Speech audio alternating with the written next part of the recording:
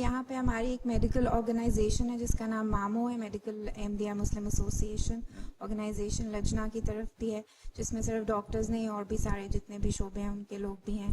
تو آپ لجنا کی بحیثیت سے ہمیں کیا رہنمائی دیں گے کہ ہم لوگ اس آرگنائزیشن کے تحت کیا کر سکتے ہیں یہاں جرمنی میں؟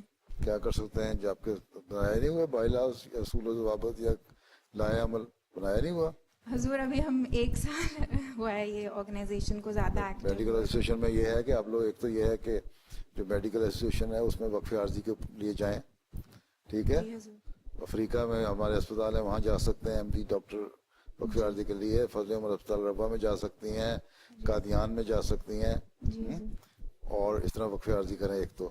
جی. دوسرے یہ ہے کہ غریبوں کے لیے, جو پیسے کمانے والی ہیں تو غریبوں کے اسٹوڈنٹ کے لیے ایک اسکالرشپ بھی جاری کر سکتی ہیں. جی حضور. ٹھیک ہے, ایسوسیشن جو ہے تو عمومی طور پر کیمپ لگا کے خدمت خلق کے کام یہاں بھی کر سکتی ہیں. جی حضور, گریس میں ریفیوجی کیمپس ہیں, وہاں پہ بھی وہاں جا کہیں بھی ہوں ریفیوجی کیمپ میں جا کے کر سکتے ہیں کام.